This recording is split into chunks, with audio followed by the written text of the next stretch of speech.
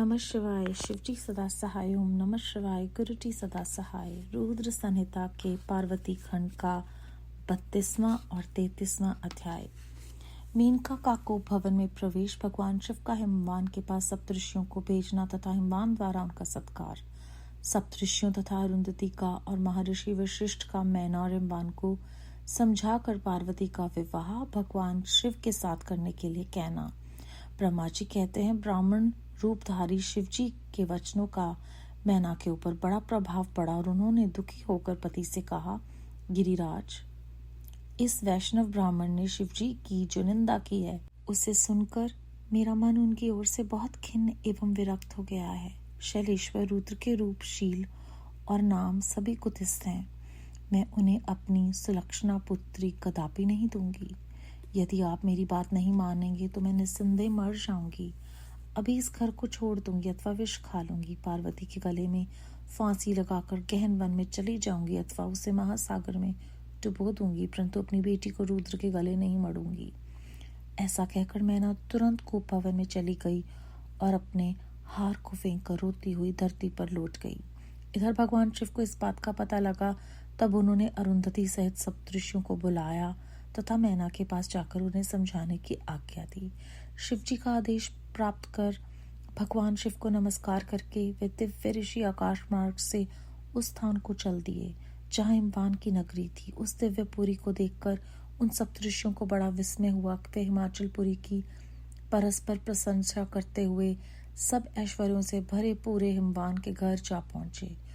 उन सूर्य तुल्य तेजस्वी सातों ऋषियों को दूर से आकाश के रास्ते आते हुए देख हिमवान को बड़ा विस्मय हुआ। वे बोले, ये 7 सूर्य तुल्य तेजस्वी मुनि मेरे पास आ रहे हैं। मुझे प्रयत्न पूर्वक इस समय इनकी पूजा करनी चाहिए। सबको सुख देने वाले हम गृहस्थ लोग धन्य हैं, जिनके घर पर ऐसे महात्मा पदार्पण किया करते हैं। ब्रह्मा जी कहते हैं, इसी समय वे मुनि आकाश से उतरकर पृथ्वी पर खड़े हो गए। उन्हें सामने देखे मन बड़े आदर के साथ आगे बढ़े और हाथ जोड़कर मस्तक झुकाकर उन सप्तऋषियों को प्रणाम करके के पश्चात उन्होंने बड़े सम्मान के साथ उन सबकी पूजा की तथा उन्हें आगे करके कहा, मेरा गृह आश्रम आज धन्य हो गया। यूं कहकर उन्हें बैठने के लिए भक्ति पूर्वक आसन लाकर दिया। जब वे आसनों पर बैठ गए तब उनकी आज्ञा लेकर हिमवान भी बैठे और वहां उन ज्योतिर्मय महर्षियों से इस प्रकार बोले। हिमवान ने कहा, आज मैं धन्य हूँ, कृतकृत्य हूँ, मेरा जीवन सफल हो गया। मैं लोक में बहुत से तीर्थों की भांति दर्शनीय बन गया, क्योंकि आप जैसी विष्णु रूपी महात्मा मेरे घर पधारे हैं। आप लोग पूर्ण कर्म हैं। हम दीनों के घर में आपका क्या काम हो सकता है? तथापि मुझ सेवक के योग्य यदि कोई कार्य हो तो कृपा पूर्वक वे अवश्य कहें। उसे पूर्ण करने से मेरा जीवन सफल हो जाएगा। ऋषि बोले, शैलराज, भगवान शिव को जगत का पिता कहा गया और शिवा जगन माता मानी गई हैं। अतः तुम्हें महात्मा शंकर को अपनी कन्या देनी चाहिए। हिमालय, ऐसा करके तुम्हारा जीवन सफल हो जाएगा तथा तुम जगत गुरु के भी गुरु हो जाओगे, इसमें संशय नहीं है। मुनीश्वर, सप्तऋषियों का यह वचन सुनकर हिमवान ने दोनों हाथ जोड़ उन्हें प्रणाम करके इस प्रकार कहा। हिमालय बोले, महाभाग सप्तऋषियों, आप लोगों ने जो बात कही है उसे शिव की इच्छा से मैंने पहले से ही मान रखा है, किंतु प्रभु, इन दिनों एक वैश्व धर्मी ब्राह्मण ने आकर भगवान शिव के प्रति प्रसन्नता पूर्वक बहुत सी उल्टी बातें बताई हैं। तभी से शिवा की माता का ज्ञान भ्रष्ट हो गया है। वे अपनी बेटी का विवाह उस योगी रुद्र के साथ नहीं करना चाहती। ब्राह्मणों में बड़ा भारी हट करके मैले कपड़े पहन कोप भवन में चली गई हैं और समझाने पर भी समझ नहीं रही हैं। मैं भी उस वैष्णव ब्राह्मण की बात सुनकर ज्ञान भ्रष्ट हो गया हूँ। आपसे सच कहता हूँ, भिक्षुक रूपधारी महेश्वर को बेटी देने की मेरी भी अब इच्छा नहीं है। ब्रह्मा जी कहते हैं, नारद मुनियों के बीच में बैठे हुए शैलराज शिव की माया से मोहित हो उपयुक्त बात कहकर चुप हो गए। तब उन सभी सप्तऋषियों ने शिव की माया की प्रशंसा करके मेनका के पास अरुंधति को भेजा। पति की आज्ञा पाकर ज्ञानदायिनी अरुंधति देवी तुरंत उस घर में गई जहाँ मैना और पार्वती थी। जाकर उन्हें देखा। मैना शोक से आकुल होकर पृथ्वी पर पड़ी है। तब उन साध्वी देवी ने बड़ी सावधानी के साथ मधुर एवं हितकर बात कही। अरुंधति बोली, साध्वी रानी मेनके, उठो, मैं अरुंधति तुम्हारे घर में आई हूँ तथा दयालु सप्तऋषि भी पधारे हैं। अरुंधति का स्वर सुनकर मेनका शीघ्र उठ गई और लक्ष्मी जैसी तेजस्विनी उन पतिव्रता देवी के चरणों में मस्तक रखकर बोली। मेना ने कहा, अहो, हम पुण्य जन्मा जीवों को आज ये किस पुण्य का फल प्राप्त हुआ है कि हमारे इस घर में जगत सृष्टा ब्रह्मा जी की पुत्र वधू और महर्षि वशिष्ठ की पत्नी पधारी हैं। देवी, आप किस लिए आई हैं, ये मुझे बताइए। मैं और मेरी पुत्री आपकी दासी के समान हैं, आप हम पर कृपा कीजिए। मेनका के ऐसा कहने पर साध्वी अरुंधति ने उनको बहुत अच्छी तरह से समझाया बुझाया और उन्हें साथ ले वे प्रसन्नता पूर्वक उस स्थान पर आई जहां वे सप्तऋषि विद्यमान थे। सप्तऋषि गण बातचीत में बड़े निपुण थे। उन सब ने भगवान शिव के युगल चरणाविंदों का स्मरण करके शैलराज को समझाना आरंभ किया। ऋषि बोले, शैलराज, हमारा शुभ कारक वचन सुनो। तुम पार्वती का विवाह शिव के साथ कर दो और संहारकर्ता रुद्र के शवशुर हो जाओ। शंभु सर्वेश्वर हैं, वे किसी से याचना नहीं करते। स्वयं ब्रह्मा जी ने तारकासुर के विनाश के लिए एक वीर पुत्र उत्पन्न करने के उद्देश्य को लेकर भगवान शिव से यह प्रार्थना की है कि वे विवाह कर लें। भगवान शंकर तो योगियों के शिरोमणि हैं, वे विवाह के लिए उत्सुक नहीं हैं। केवल ब्रह्मा जी की प्रार्थना से ही वे महादेव तुम्हारी कन्या का परिग्रहण करेंगे। तुम्हारी पुत्री ने जब तपस्या की थी उस समय उसके सामने उन्होंने उससे विवाह की प्रतिज्ञा कर ली थी। इन्हीं दो कारणों से वे योगीराज शिव विवाह करेंगे। ऋषियों की यह बात सुनकर हिमालय हंस पड़े और कुछ भयभीत हो विनय पूर्वक बोले। हिमालय ने कहा, मैं शिव के पास कोई राजोचित सामग्री नहीं देखता हूँ। उनका ना कोई घर है, ना ऐश्वर्य है और ना ही कोई स्वजन या बंधु बांधवी है। मैं अत्यंत निर्लिप्त योगी को अपनी बेटी देना नहीं चाहता। आप लोग वेद विधाता ब्रह्मा जी के पुत्र हैं, अतः अपना निश्चित विचार कहिए। जो पिता काम से, मोह से, भय से अथवा लोभ से किसी अयोग्य वर के हाथ में अपनी कन्या देता है वह मरने के बाद नरक में जाता है। मैं स्वेच्छा से भगवान शूलपाणी को अपनी कन्या नहीं दूंगा। इसीलिए महर्षियों, जो उचित विधान हो उसे आप लोग कीजिए। मुनीश्वर नारद हिमाचल के इस वचन को सुनकर बातचीत करने में निपुण महर्षि वशिष्ठ ने उनसे यूं कहा। वशिष्ठ बोले, शैलेश्वर, मेरी बात सुनो। यह सर्वथा तुम्हारे लिए हितकारक, धर्म के अनुकूल, सत्य तथा इहलोक और परलोक में सुखदायक है। शैलराज, लोक तथा वेद में 3 प्रकार के वचन उपलब्ध होते हैं। शास्त्रज्ञ पुरुष अपनी निर्मल ज्ञान दृष्टि से उन सब प्रकार के वचनों को जानता है। एक तो वह वचन है जो तत्काल सुनने में बड़ा सुंदर प्रिय लगता है, परंतु पीछे वह असत्य एवं अहितकारक सिद्ध होता है। ऐसा वचन बुद्धिमान शत्रु ही कहता है, उससे कभी हित नहीं होता। दूसरा वह है जो आरंभ में अच्छा नहीं लगता, उसे सुनकर अप्रसन्नता ही होती है, परंतु परिणाम में वह सुख देने वाला होता है। इस तरह का वचन कहकर दयालु धर्मशील बांधव जन ही कर्तव्य का बोध कराता है। तीसरी श्रेणी का वचन वह है जो सुनते ही अमृत के समान मीठा लगता है और सब काल में सुख देने वाला होता है। सत्य ही उसका सार होता है, इसीलिए वह हितकारक हुआ करता है। ऐसा वचन सबसे श्रेष्ठ और सबके लिए अभिष्ट है। शैलराज, इस तरह नीति शास्त्र में 3 प्रकार के वचन कहे गए हैं। इन तीनों में से तुम्हें कौन सा वचन अभिष्ट है, बताओ। मैं तुम्हारे लिए वैसा ही वचन कहूंगा। भगवान शंकर संपूर्ण देवताओं के स्वामी हैं। उनके पास भैया संपत्ति नहीं है।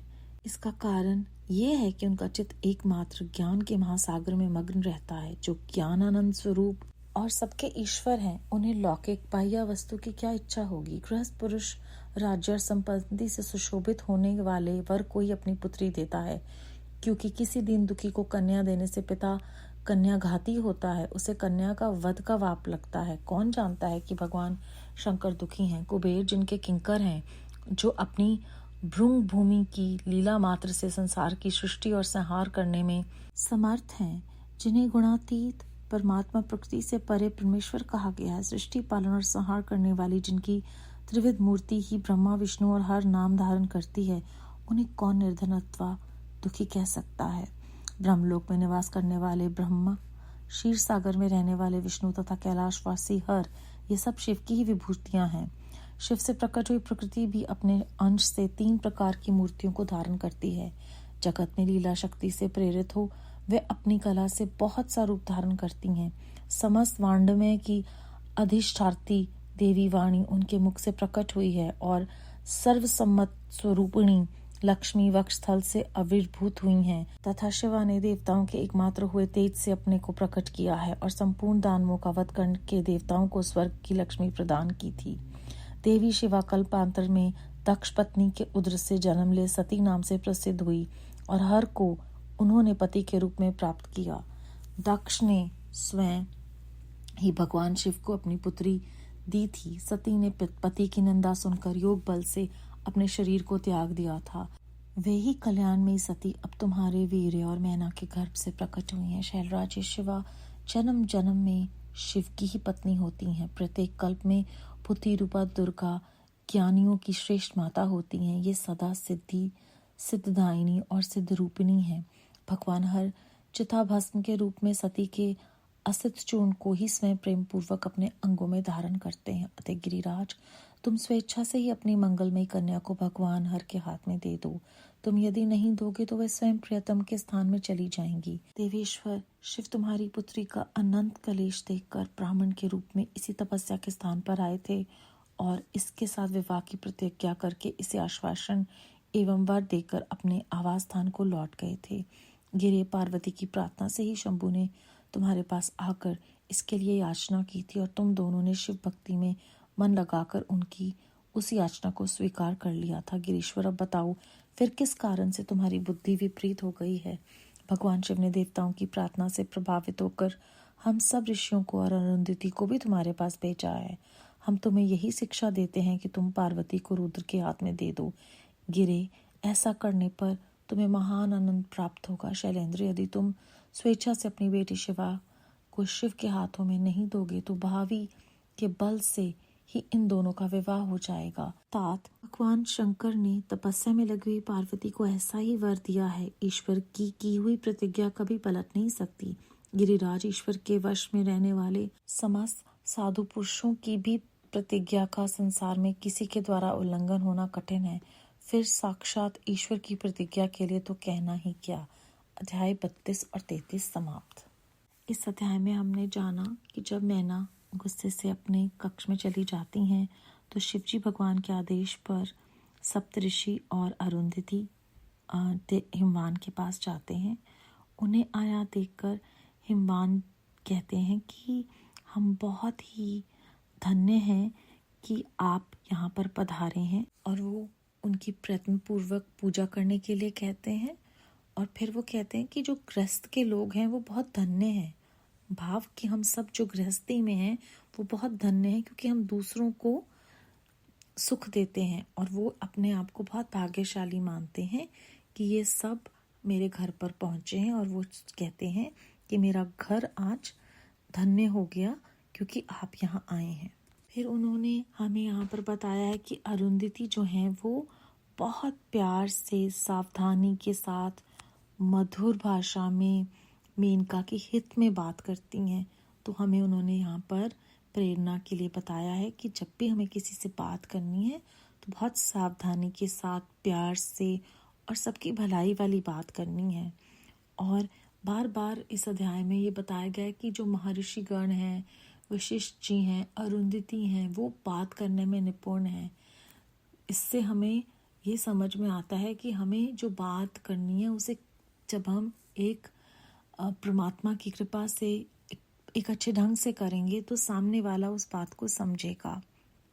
उसके बाद इस अध्याय में 2 बार इस बात का जिक्र हुआ है कि अगर कोई पिता काम से, मोह से, भय से, लोभ से किसी भी कारण अपनी कन्या का जो हाथ है वो अयोग्य वर को देता है, वो नरक में जाता है। और दूसरा, उसे कन्या के वध का पाप लगता है क्योंकि उसने ये सुनिश्चित नहीं किया है कि उसकी कन्या जो है वो योग्य वर के घर जा रही है या नहीं। इस अध्याय में हिमवान और मेनका की जो दुविधा है वो हर पिता के लिए एक प्रेरणा स्तोत्र है कि उसे ये सुनिश्चित करना चाहिए निर्णय लेने से पहले कि जो वर है वो योग्य है, उनकी कन्या का ध्यान रख पाएगा या नहीं। उसके बाद वशिष्ठ जी नीति शास्त्र के अनुसार कहते हैं कि 3 प्रकार के वचन होते हैं। तुम बताओ कि मैं तुम्हें कौन सा वचन कहूँ कि तुम मेरी बात मान लो। पहला वचन वो है जो एक बुद्धिमान शत्रु कहता है, वो इस तरह से उस बात को कहता है जो सुनने वाले को बहुत अच्छी लगे, लेकिन बाद में जो उसका परिणाम है वो अच्छा नहीं होता। दूसरा एक दयालु और धर्मशील मनुष्य कहता है जो सुनने में शायद अच्छा ना लगे, लेकिन परिणाम उसका सुखदायक होता है। और तीसरी श्रेणी का वो वचन है जो श्रेष्ठ भी है, अभिष्ट भी है, जिसको सुनते ही तुम्हें अच्छा लगता है और आने वाले समय में वो हितकारक ही होता है, क्योंकि वो सत्य पर आधारित होता है।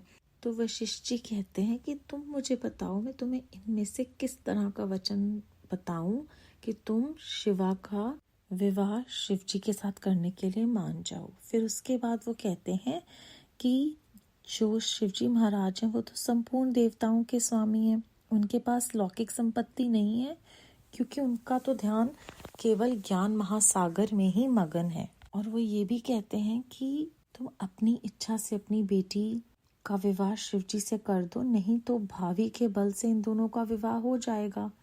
वो कहते हैं कि जब कोई साधु पुरुष भी प्रतिज्ञा कर लेते हैं तो ईश्वर के वश में रहने वाले उन साधु पुरुषों की प्रतिज्ञा का उल्लंघन होना कठिन है। तो यहाँ तो साक्षात ईश्वर ने प्रतिज्ञा ली है, उन्होंने पार्वती जी को वर दे दिया है, तो आप अपनी पुत्री का हाथ जो है वो शिव जी के हाथ में दे दें, क्योंकि हर कल्प में, हर जन्म में वो शिव जी की पत्नी हुई हैं और हम भगवान शिव के कहने पर ही यहाँ पर अरुंधति के साथ आए हैं। आप रुद्र के हाथ में पार्वती जी का हाथ दे दें और ऐसा करने से आपको महान आनंद प्राप्त होगा। ओम नमः शिवाय। शिव जी सदा सहाय। ओम नमः शिवाय। गुरु जी सदा सहाय।